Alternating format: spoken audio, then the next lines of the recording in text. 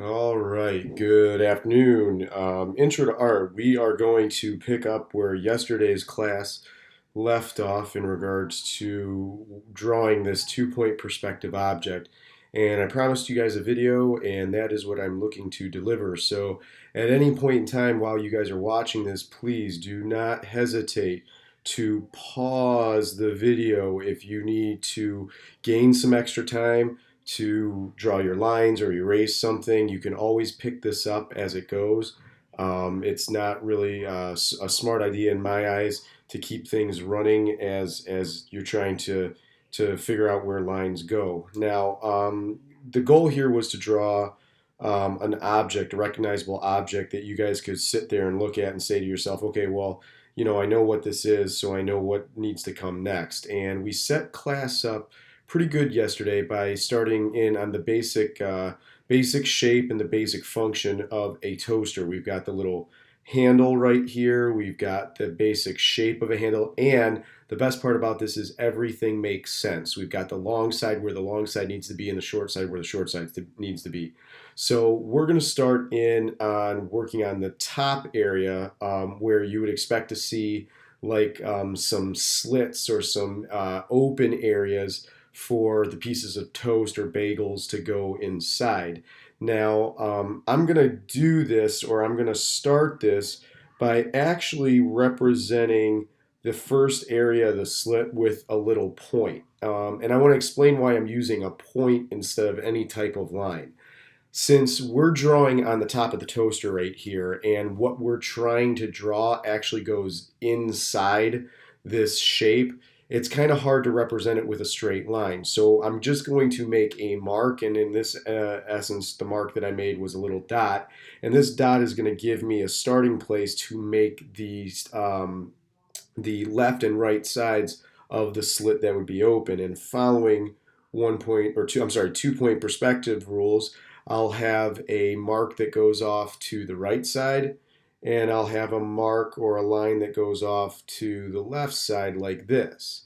Now, what's crucial about this is understanding that this little opening that would be inside the toaster would not just be the thickness of a line. Matter of fact, I think there would actually be more of a rectangular shape to it, but that rectangular shape, since it's on the top of the toaster, it needs to be a little bit wider. So what I'm going to do is make a decision as to how wide I want that to be. And I think this area right here is a good place to actually keep that mark. So what I'm going to do is draw my next diagonal line all the way over to the right side. Now, why am I not drawing it over to the left side? Well, I've already got that left side line right here. This is my left side line right there. I don't need to continue making that. Now, a lot of people will even ask, well, why did you make the slit, the opening in the toaster running in this direction? Why did you make it running in this direction towards the right? Well, if I was putting a piece of toast in, doesn't it make sense that it would have to go in that direction, considering that's the long side and a piece of toast or bread or bagel is kind of long? So the two diagonal lines that I have that represent the opening are going to go back to the right side.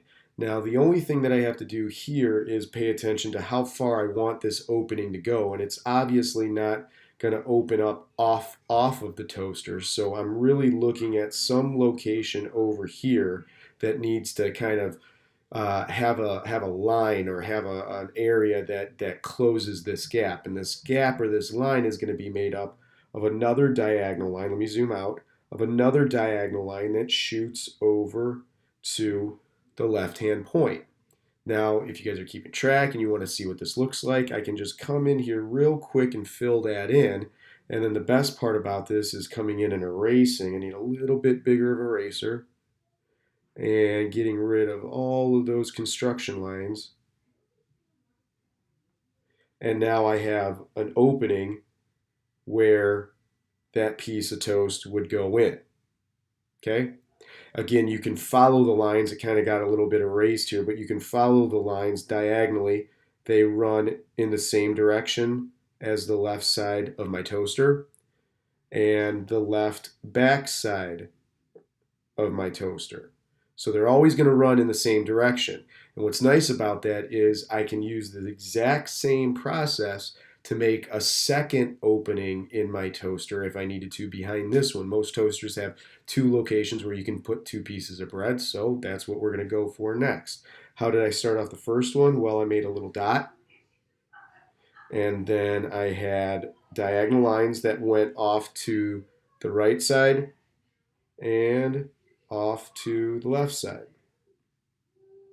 Now this opening isn't going to go off the toaster, so what I'm going to do is kind of find an area maybe right around here, right where that X is, and make that as the decision where I'm going to need to now draw another diagonal line off to the right.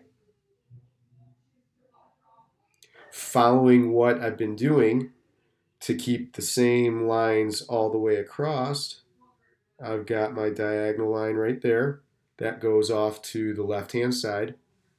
I'm going to actually just draw a diagonal line though, not just an arrow. And then so that you guys can see what it is that's going, I'm going to drop a little bit of color in there.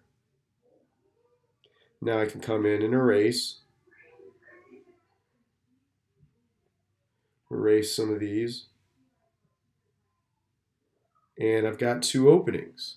Now, before I move on any further, I do want to make sure that you guys are paying attention. So while you guys are working on this as a sketchbook assignment, I want to make sure that you guys are aware some things that are going on here. Now, I don't necessarily think that there's anything wrong about this toaster. Matter of fact, if I got this turned in from some students, I would be very, very happy. But there is visually one thing here that I think is a little bit off.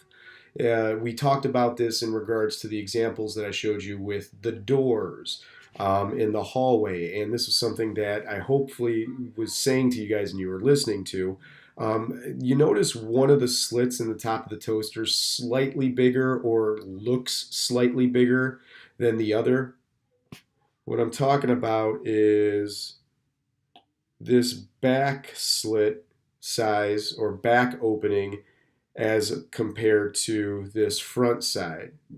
Now, it just might be an optical illusion here. Maybe our eyes are playing tricks with us the way that the perspective is going. But I do think that this back side right over here is a little bit thicker. Now, there's a very easy way to fix this before we turn anything in. And simply all I would do is come in and erase a little bit of that slit so that it looks a little bit skinnier. Now, the one thing I want to caution you guys on is it probably doesn't make sense to erase too much of it, because the more you start to erase, the more it doesn't even look like it's there. But I think that adjustment that I made on my toaster, now that I'm zoomed out, actually looks like it should be two openings. The one that's closest to us is, I guess, a regular opening size, and the one that's a little bit further away from us looks as though it's further away because it's getting smaller, especially as it gets closer to the vanishing points. Now, I'm going to take a little second of a break here, make sure I've got everything kind of attached in the way it needs to go. I'm going to clean up just a little line right there because that's kind of bugging me. There we go. And now I am going to jump into talking to you guys how we're going to make something popping out of the toaster. Now, what's crucial to this is that we understand that this thing that we're going to be making coming out of the toaster would obviously be somewhat inside the toaster, inside here, but also it could be seen as being coming out of the toaster, which means we're going to be able to share this edge right here. Now, why are we sharing this edge? Well, because this is the side that I want something to be coming out of.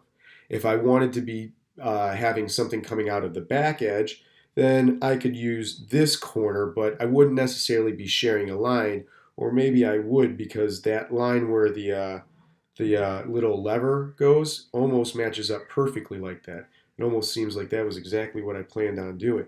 But I'm going to use, just for just for demonstration purposes, this front side. Now, the piece of toast that I'd like to draw here, I'd like it to kind of be tall. And I'm going to make a nice, thick, bold vertical line right here. Now this represents the edge of the toast. This represents the edge of the Pop-Tart or whatever's going in, which means we follow the same exact rules when drawing diagonal lines. One set goes over to the right, one set goes over to the left. We don't necessarily, oh, that was a bad one.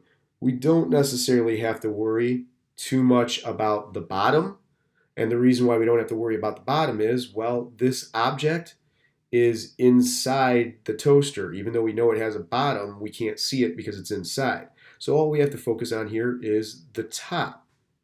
Now, because I've got a limited thickness of an opening, some of the decisions are already made for us. What I mean by that is I can't have a piece of toast that's over here thick because it doesn't make sense. It can only be as thick as the opening. So I can take a straight vertical line from the corner here and draw straight up. And this becomes this area, and I'm going to pick a toast color, the edge of the bread. And then now that I know where that's at, I can draw the top of the bread, zoom out there a second, all the way over to the vanishing point. Color that in real quick. And now all I have to do is draw where the bread stops. Now this decision, again, is really, really easy because we know where the bread stops because we have an opening here where that shows us where the bread stops. Actually, it's kind of hard to see in black. Let's choose a different color.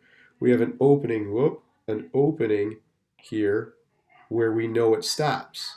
So this is the only logical place for us to be able to stop the bread. We can't stop the bread outside over here because it wouldn't be able to fit. It doesn't make sense. So I draw my straight line up. And then knowing what I know about perspective so that I can finish the top, I have a diagonal line that shoots all the way over here. And I can bring in that bread color. Actually, I think I'm going to go a little bit lighter. Whoa, not exactly what I intended to do. 1 second. There we go. Now I'll drop that color in there. And now I've got my piece of bread popping out of the toaster. Again, the most satisfying thing here that I think we've got that we can do is erase the construction lines. Or rotate my paper here real quick.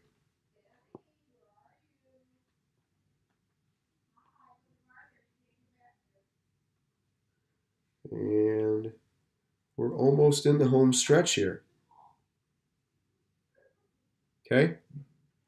Got a little piece of bread popping out of the toaster. If I wanted to do another one, I would follow the same exact rules. Now, some of it would be hidden because there's a piece of toast in front of it, but it would be the same exact rules. That's why I really recommend that you guys draw with light pencils first, and then once you've got all your lines decided where they need to go back in and start drawing a little bit darker. Now, the very last thing that I think this toaster really needs is a nice solid base. Most toasters have some sort of plastic base to it, mainly because it's conductive and metallic, and it helps in making sure that people don't get shocked. So I want to draw a base down here at the bottom, but I'm not really 100% sure what ways I should go about doing this. So I'm going to ask you guys, what section would I be able to see first? How would I start this off? Now, I don't know if I expect you to answer this because I'm making a video, so I might as well just go ahead and show you. And I think the area that I would see first is the corner edge of the bottom of the base. Now you'll notice I don't connect these two lines. I don't connect them because I want there to be a bit of a gap. And again, it might make sense after you see where some of the lines are going, but I'm going to have my diagonal line here that goes all the way up, and I'm going to have my diagonal line here that goes all the way up. I'm going to have my other set of diagonal lines going off to the left here and going off to the left here. Now, this probably doesn't make a lot of sense. So what I'm going to do is throw in a color. I don't know, maybe a bright color here, like this yellow. So now you can see that I've got a yellow left side and a yellow left, or I'm sorry, a yellow left and a yellow right side to this base. And now all I need to figure out is where does the start and stop on the left and right sides? Well, I know it starts down here. So if I go over to the left side, I think probably the best idea here would be maybe to stop it right there. And now I can draw my diagonal line all the way back. And of course, oh, I'm going to erase some of these lines. If you guys, again, are doing this light, you won't have to really worry about it, but it's really just going to stop at the edge there. And I can draw maybe a stop line here that would be vertical back there a little bit. And then that diagonal line just shoots off right over here. Erase some of these construction lines.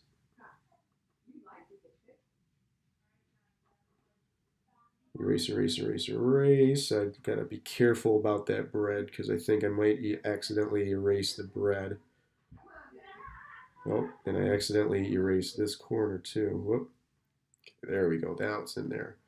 And I think I might go with just a little bit lighter color. Whoa. Oh, I know what I did.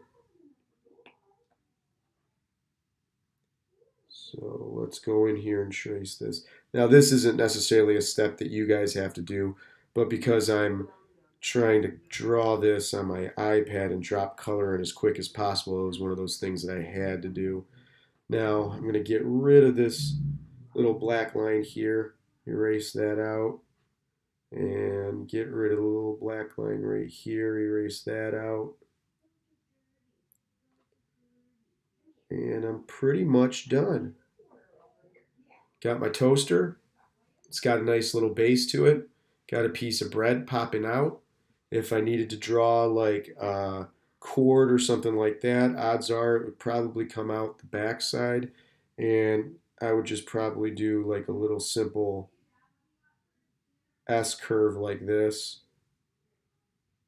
And because the cord itself isn't really thick and more circular or cylindrical, I can represent that just by simply making a line. And then again, if I wanted to make this proper perspective, I could have the outlet be drawn in perspective as well.